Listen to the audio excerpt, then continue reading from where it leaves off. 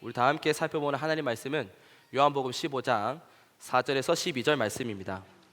우리 함께 살펴볼 하나님 말씀은 요한복음 15장 4절에서 12절 말씀입니다.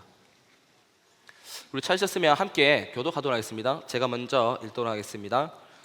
내 안에 거하라, 나도 너희 안에 거하리라. 가지가 포도나무에 붙어있지 아니하면 스스로 열매를 맺을 수 없음같이 너희도 내 안에 있지 아니하면 그러하리라.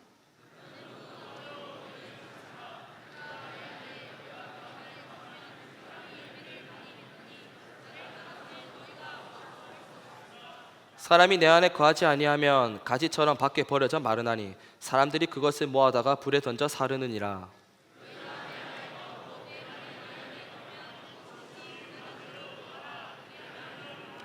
너희가 열매를 많이 맺으면 내 아버지께서 영광을 받으실 것이요 너희는 내 제자가 되리라.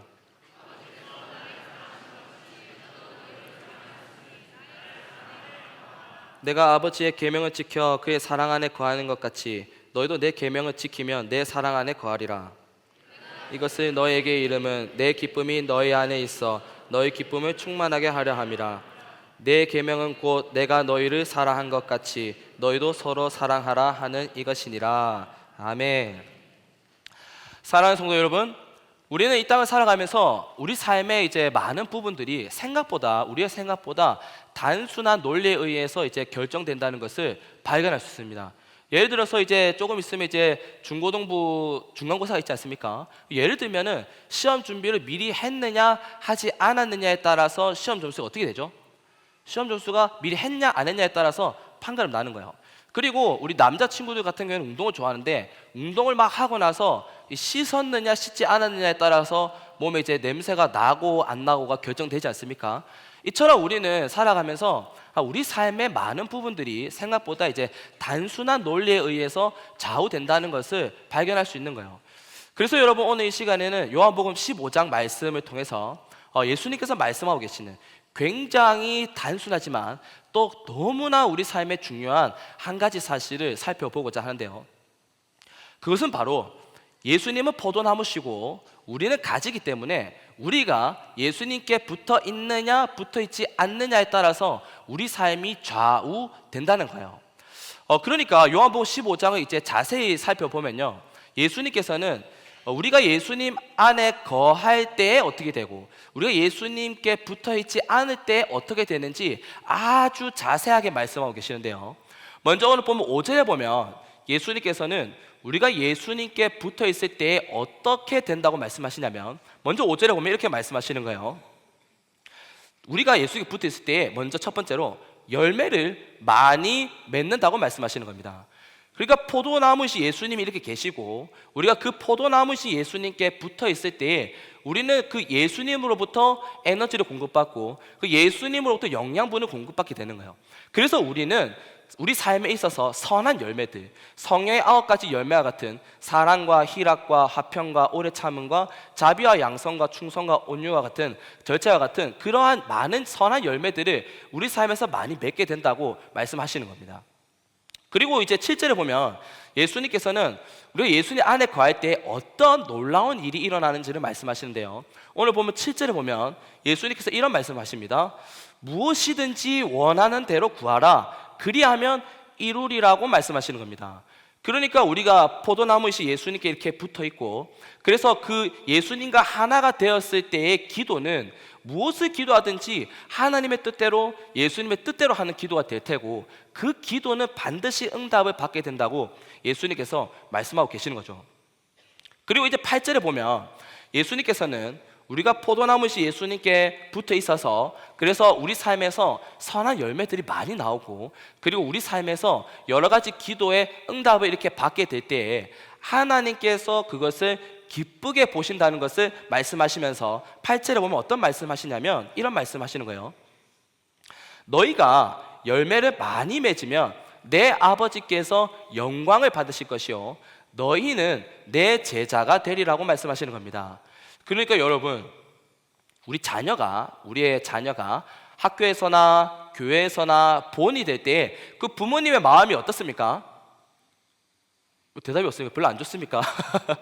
자녀가 학교에서나 뭐 교회에서나 본이 되는 거예요. 본이 될 때 우리 부모님들 마음이 어떻죠?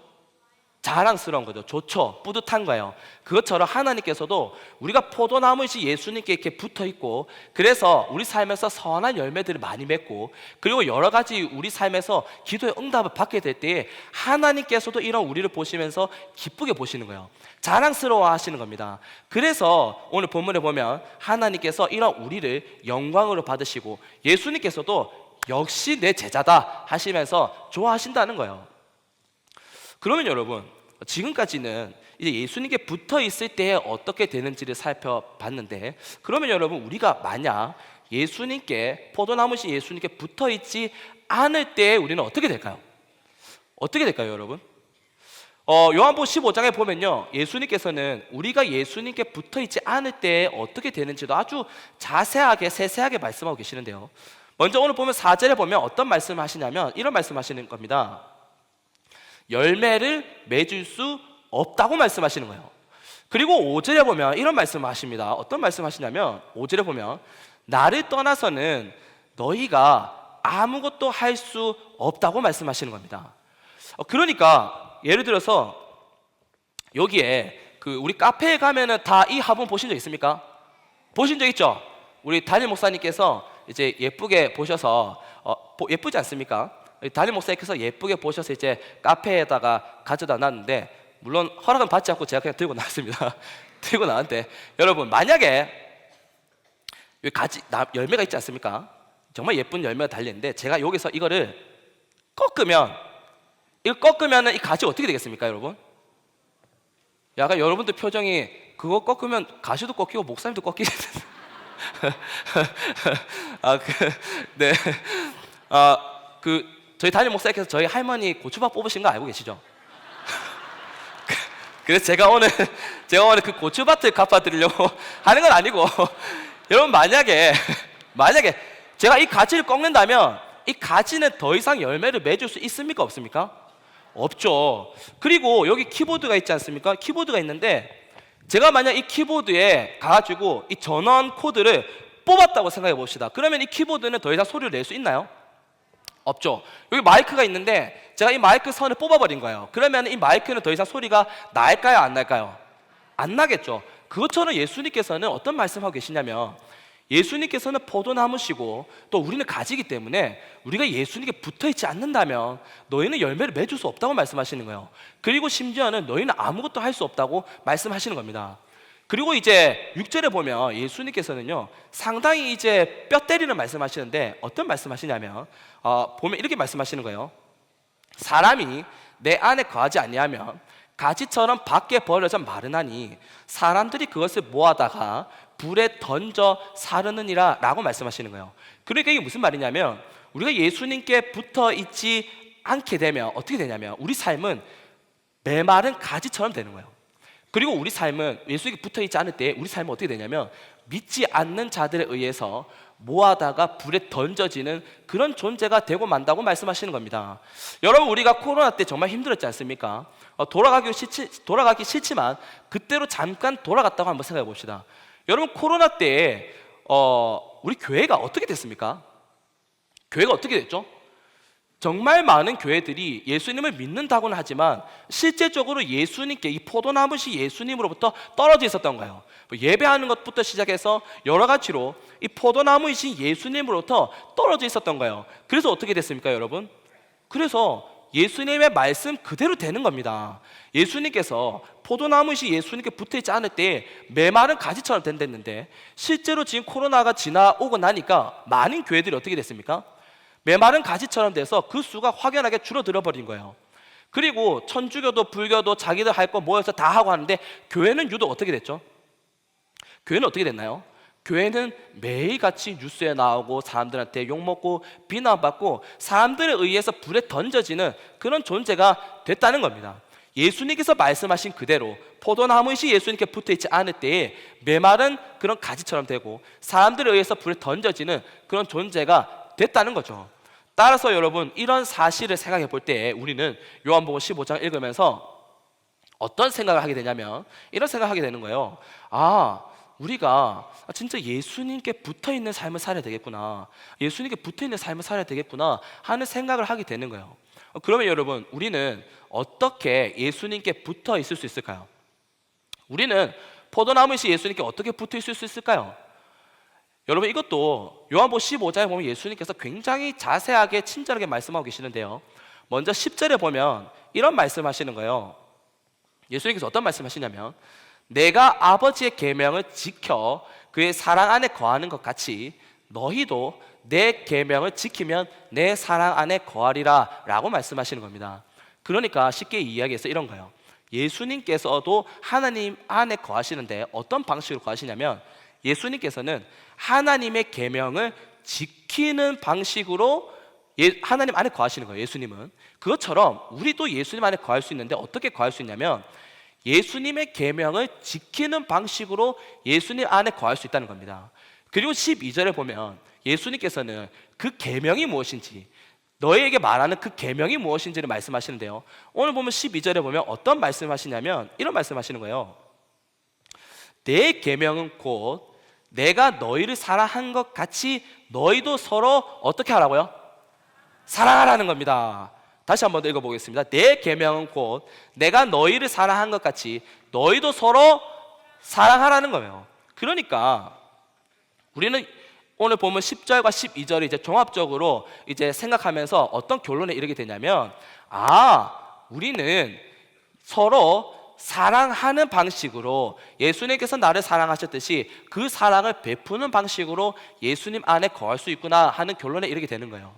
예수님께서 하나님의 계명을 지키는 방식으로 하나님 안에 거하시듯이 우리들도 예수님의 계명을 지키는 방식으로 예수님 안에 거할 수 있는데, 그 계명이 서로 사랑하라는 말씀이다 보니까 우리는 그러면 서로 사랑함으로써 그 예수님 안에 거할 수 있구나 하고 생각하게 되는 거죠.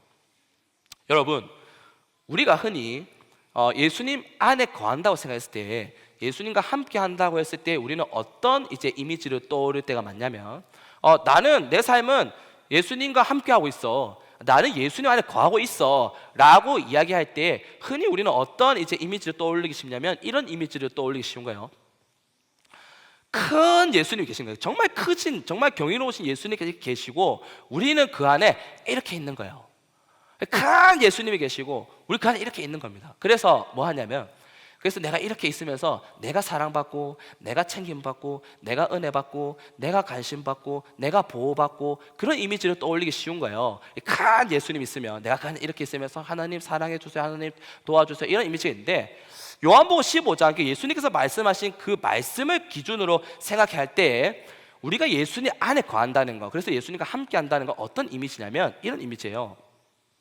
크신 예수님께서 이렇게 계시면 우리가 그 안에 이렇게 있는 게 아니라 그 크신 예수님께서 뭔가를 하고 계세요. 뭘 하고 계실까요? 크신 예수님께서 지금도 뭔가 하고 계세요. 뭘까요? 맞아요. 훌륭합니다, 고등부. 사랑하고 계세요. 예수님께서는 이전에도 우리를 사랑하셔서 이 땅에 인간의 몸을 오셨고 죽어주셨지 않습니까? 그리고 오늘 이렇게 부활하셨는데, 그렇게 사랑하셨는데 지금도 예수님께서는 뭘 하고 계시냐면, 뭐 하고 계신다고요? 사랑하고 계시는 거예요. 그러니까 예수님과 함께 한다는 개념, 예수님 안에 거한다는 개념은 어떤 개념이냐면, 그 크신 예수님께서 지금도 사랑을 하고 있어요.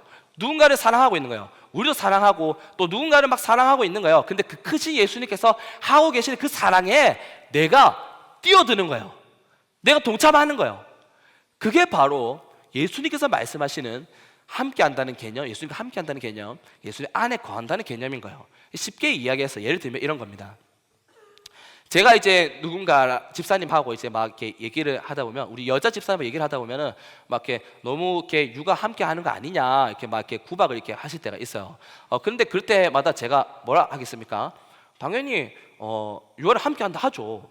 입으로는 함께 한다 해야겠죠. 자, 제 늦게 들어와서 뭐 이렇게 육아를 함께 하지 못하지만 실제적으로 어쨌든 제가 집사님하고 얘기를 하면서 이렇게 얘기하는 거예요. 집사님, 당연히 육아는 함께 하고 있죠 라고 했을 때, 여러분, 제가 육아를 함께 한다고 했을 때 그 함께 하는 대상은 1번 다희다연이다, 2번 저희 와이프다. 몇 번일까요?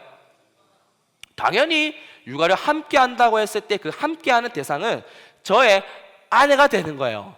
다희다연이는 육아의 대상이 되는 거고, 육아를 함께하고 있는 대상은 저희 아내가 되는 겁니다. 따라서 이런 개념으로 이제 생각했을 때에 예수님과 함께한다는 개념은, 예수님 안에 거한다는 개념은 크신 예수님께서 이렇게 계시고 내가 그 안에 이렇게 있으면서 내가 이렇게 막 움츠리고 내가 보호받고 내가 관심받고 예수님 사랑해 주세요 이렇게 하는 게 내가 함께하는 게 아니고, 크신 예수님께서 하고 계시는 그 사랑에 내가 함께하는 거예요. 내가 뛰어드는 거예요. 그게 바로 예수님 안에 거한다는 개념, 예수님과 함께한다는 개념인 겁니다. 따라서 이런 개념으로 이제 생각했을 때 우리는 오늘 보면 7절 말씀을 쉽게 이해할 수 있는데, 오늘 보면 7절에 보면 뭐라고 기록되어 있냐면 이렇게 기록되어 있습니다. 너희가 내 안에 거하고 내 말이 너희 안에 거하면 무엇이든지 원하는 대로 구하라. 그리하면 이루리라고 말씀하시는 거예요.